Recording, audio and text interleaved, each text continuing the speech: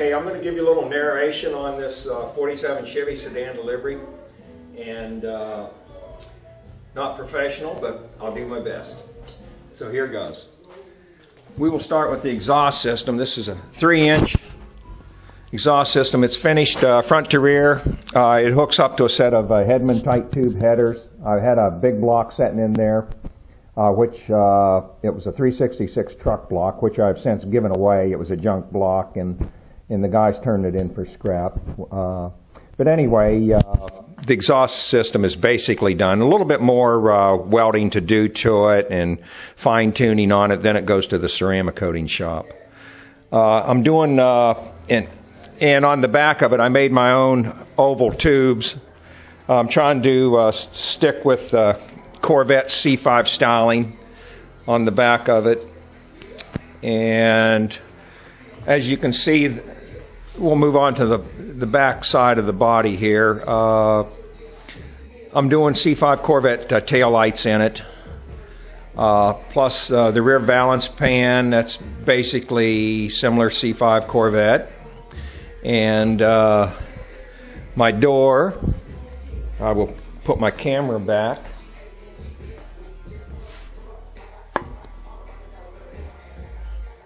The door is electrically actuated with linear actuators, and I've taken them off, but I hinged it at the top. These doors normally open up to the side. I had to build all this structure in here, this header, then the side beams, everything. This piece right here has been moved up from the very bottom up probably 6 inches. The door's been shortened 6 inches. Had to make the light buckets in here. All that's fabricated. But it's very functional, and it should do well at the car show with that back door. And we'll move to the fenders. I had to gain some tire clearance. I'm moving the wheels and tires out 3/4 of an inch on each side, and so I had to come out and cut the fender 1 inch, and then I moved up onto the body 3 inches and made a cut up there. Made my pattern and transferred it to metal and tack welded it in. So it's pretty solid there. It gives me my tire clearance that I need. Opened up the wheel wells. I extended this sedan delivery. I extended the wheelbase 3 inches. So that set the wheel and tire back, obviously 3 inches. And so I cut this out to the distance that I wanted, and I will re-put in the piece here, the fender piece, and then splice it all in. So it's down the road a ways. New rocker panels on it. The body's been shortened 3 inches. The doors have been stretched 5 inches.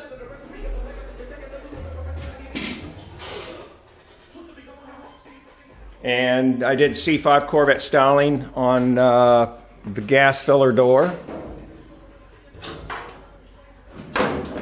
And it's functionable. I put my little porthole windows in the back. Some guys are going to like those, some guys aren't. But as long as I like them, and that's all that matters. So anyway, this piece of material right here was taken off of an extra set of doors that I had when I lengthened these doors. I saved these pieces and put them in here.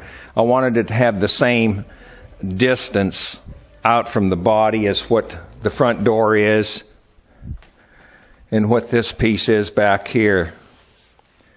So hopefully it'll turn out well.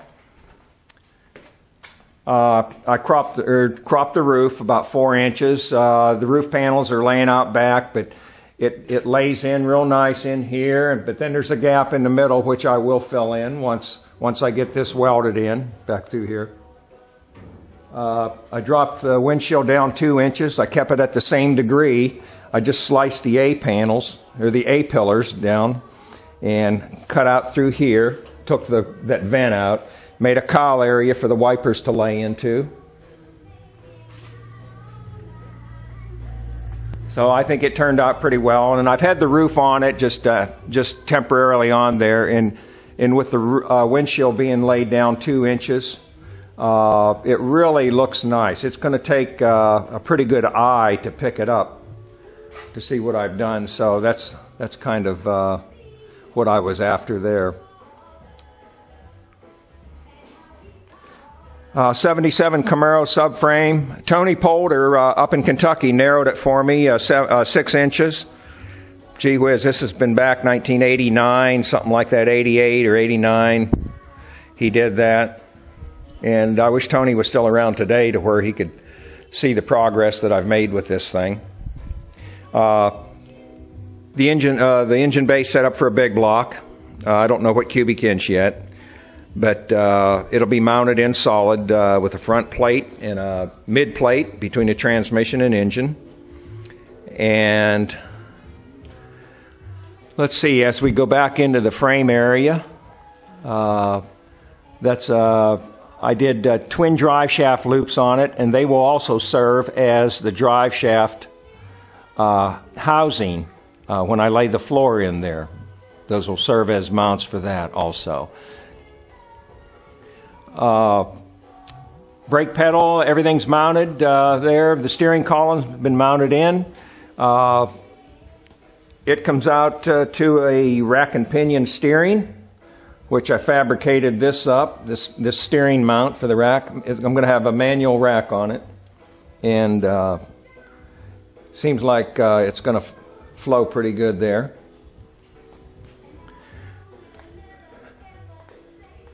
Moving forward,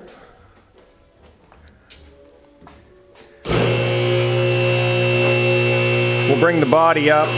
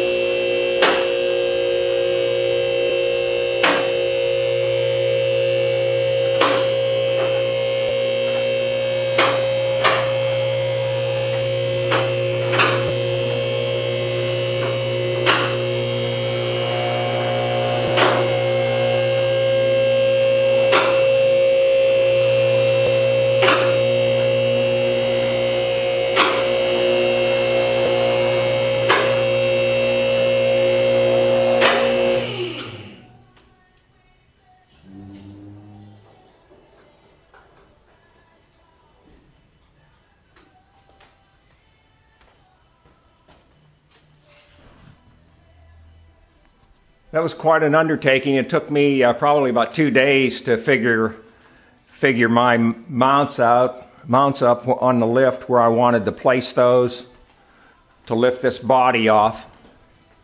I think I've got it balanced pretty good. Quite interesting with the body up in the air.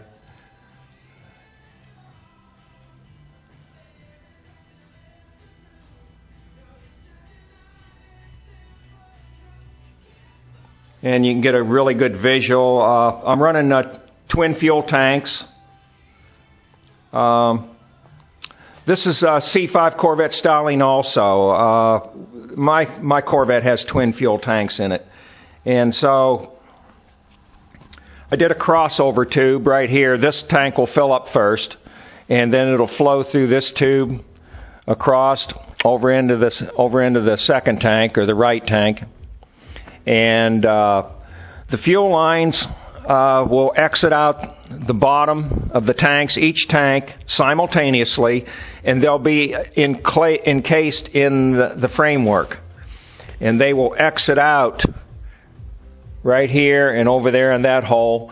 They'll come up to a fuel pump, a T-type section. They will draw fuel simultaneously up to the carburetor or injection, whichever.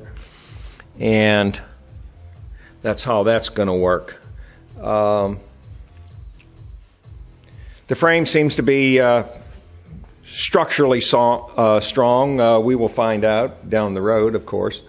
But I got a little bit of cleanup work to do with it, and then I'm going to have it dipped. I'll take it down to Wauchula, Florida, and they will place the frame and body down into this big vat and let it set for, I don't know how many, couple days, 3 days, whatever they do.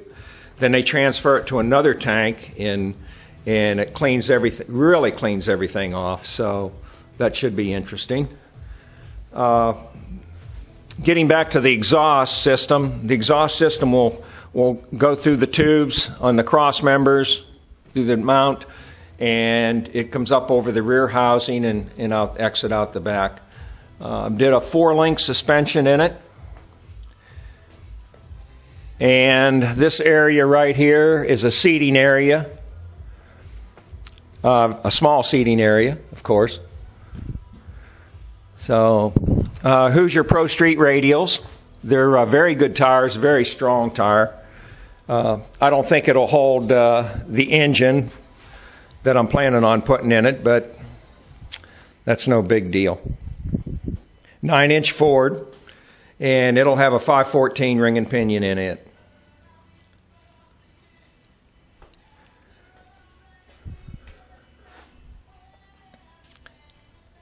I guess that's just about all I can tell you for now. I'll give you another visual of the body inside.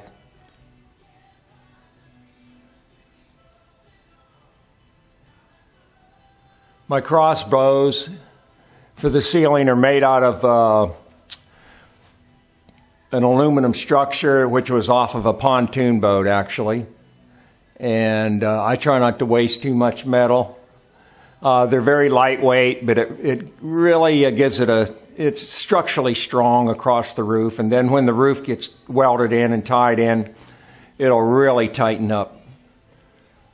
So anyway, I am making some headway with it, and it's been a lot of fun for me and mentally challenging.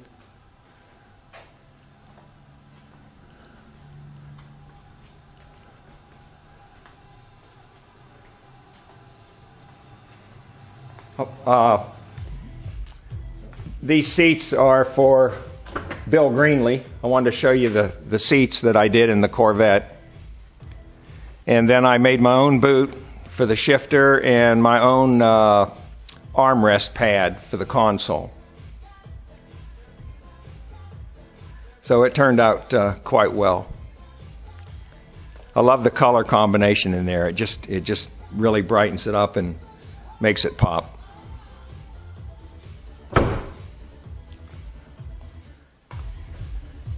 My garage chairs, very comfortable. And the motorcycle, still have it. I made this piece for it. This houses a can of Fix-A-Flat. It lays horizontally inside there. Then I built an inner fender out of Lexan up inside here, and Bennett and all that. And it does pretty nice. Everything's on quick release, so if I get a flat tire out somewhere, hopefully that Fix-A-Flat will get me home. So, love the bike. Never thought I'd ride again, but I get out and cruise it around on the back roads and stay away from the crazies out there. Shorten the pipes on this. They used to stick back here probably 13 inches at least further back, and I wanted the rear wheel exposed more. Thinks it gives it a better look to it. So anyway, there you have it.